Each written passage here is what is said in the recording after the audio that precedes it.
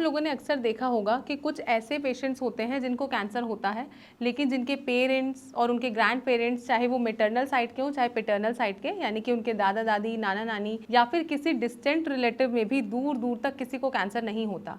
तो ऐसा क्या कारण है कि किसी को कैंसर हो सकता है हालांकि उनके फैमिली में कभी भी किसी को कैंसर नहीं हुआ है? इसके पीछे रीज़न हो सकता है हमारा लाइफस्टाइल और हमारे एनवायरमेंटल फैक्टर्स। नमस्कार दोस्तों, मैं डॉक्टर प्रियंका सिंह स्वागत करती हूँ आप सभी का। आज इस वीडियो में हम बात करेंगे कि कैंसर के होने के पीछे जेनेटिक फैक्टर्स होने के अलावा और ऐसे कौन से कारण हो सकते हैं जो कि किसी पेशेंट को कैंसर से सफ़र करवा सकते हैं। अक्सर ये देखा जाता है कि किसी के भी फैमिली हिस्ट्री में अगर कैंसर रन कर रहा है तो चांसेस बहुत हाई होते हैं कि उनकी नेक्स्ट जनरेशन में भी कैंसर हो सकता है।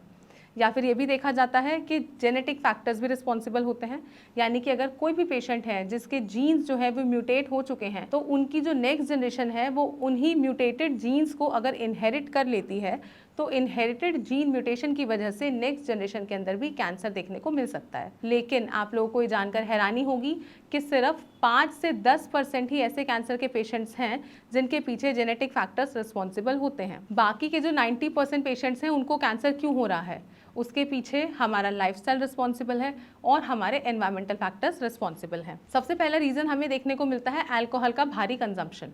अगर कोई भी अल्कोहल का सेवन बहुत ज़्यादा भारी मात्रा में करता है तो उनको हिपेटोसेलुलर कार्सिनोमा हो सकता है।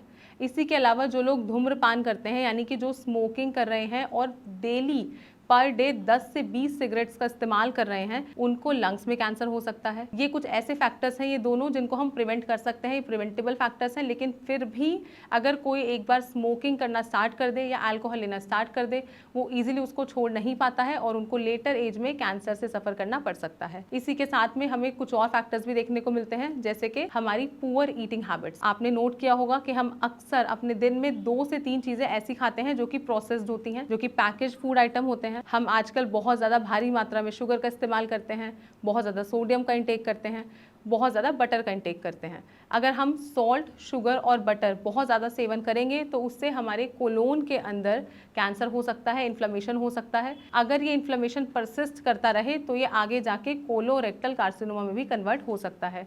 तो इसीलिए अगर आपकी ईटिंग हैबिट्स बहुत ज़्यादा ख़राब हैं, आप बाहर का खाना ज़्यादा खाते हैं, आप इस प्रकार का डाइट ले रहे हैं जिसमें प्रोसेस्ड फूड ज़्यादा है, तो आप उसको लेना बंद करें। इसी के अलावा कुछ और फैक्टर्स देखने को मिलते हैं, जैसे कि एडेड कार्सिनोजेंस। आपने अक्सर देखा होगा कि हमारे एनवायरनमेंट में बहुत ज़्यादा पोल्यूशन रहता है। आजकल मेट्रोपॉलिटन सिटीज़ के अलावा जो छोटे शहर हैं, इनफैक्ट जो गांव हैं, उनके अंदर भी पोल्यूशन बहुत ज़्यादा भारी मात्रा में होने लगा है, जिसकी वजह से जो AQI है, एयर क्वालिटी इंडेक्स है, वो बहुत ज़्यादा पुअर हो चुका है। ऐसे बच्चे जो इस दूषित हवा में रेगुलर सांस ले रहे हैं उनको भी आगे जाके कैंसर होने के चांसेस बढ़ सकते हैं। एक और कारण हो सकता है फिजिकल इनएक्टिविटी। आप लोग अगर सीडेंट्री लाइफस्टाइल फॉलो कर रहे हैं, यानी कि आप पूरे दिन में 24 घंटे में 8 से 9 घंटे सिर्फ बैठे रहते हैं, या फिर आप पूरे दिन काउच पे लेटे रहते हैं, आप नेटफ्लिक्स देख रहे हैं, मंच कर रहे हैं, लेकिन कुछ भी फिजिकल एक्टिविटी नहीं कर रहे हैं, आउटडोर गेम्स नहीं खेल रहे हैं और पूरा दिन आप इंडोर ही रह रहे हैं, आप सन का एक्सपोजर भी नहीं ले रहे हैं, तो ऐसे में आपने नोट किया होगा कि आपका जो वजन है, जो आपका बॉडी का वेट है, वो बहुत तेज़ी से बढ़ने लगता है। अगर आपकी बॉडी का वेट बहुत तेज़ी से बढ़ता है तो आपने ये भी नोट किया होगा कि आपका जो एपेटाइट है वो बढ़ जाता है, और जब आपका वजन बढ़ेगा, आपकी एपेटाइट बढ़ेगी, तो जो भी चीज़ आपको ईजिली अवेलेबल होगी आप उससे मंच करने लग जाते हैं। तो कहीं ना कहीं फिजिकल इनएक्टिविटी इनडायरेक्टली भी कैंसर क्रिएट कर सकती है, क्योंकि अगर आप फिजिकली इनएक्टिव होंगे तो आप ओबीज होंगे, आप ओबीज होंगे तो आप किसी भी प्रकार का फूड का सेवन करेंगे, आप सॉल्ट ज़्यादा लेंगे, आप शुगर ज़्यादा लेंगे, जो कि आपको फिर से डायरेक्टली कोलोन कैंसर क्रिएट कर सकता है। इसी के अलावा टोबैको च्यूइंग भी एक बहुत ही मेजर कॉज है जो कि ओरल कैविटी के कैंसर को क्रिएट कर सकता है, बक्कल कैविटी के कैंसर को क्रिएट कर सकता है।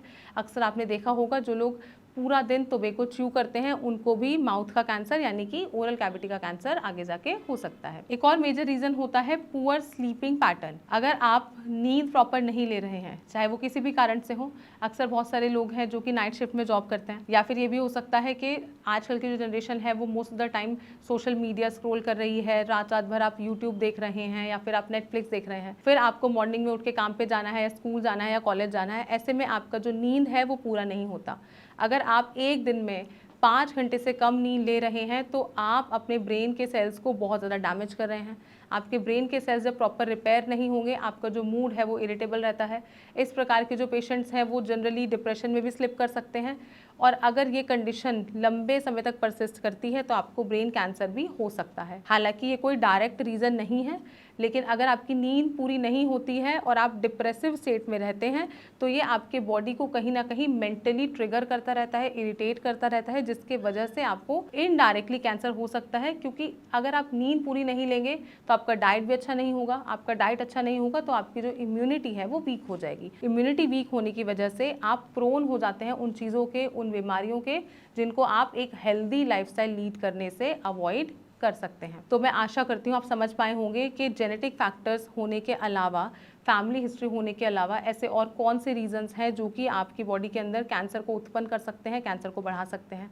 तो अगर आप भी कैंसर को हराना चाहते हैं, कैंसर से अगर आप जूझ रहे हैं और आप चाहते हैं कि आप किसी नेचुरल मेथड से कैंसर को बीट कर सकें, तो आप आयुर्वेद का सहारा ले सकते हैं, या फिर आप अपना नंबर नीचे कमेंट बॉक्स में ड्रॉप कर सकते हैं। हमारी टीम खुद से आपसे संपर्क करेगी और हम पूरी कोशिश करेंगे कि आप कैंसर को बीट कर सकें।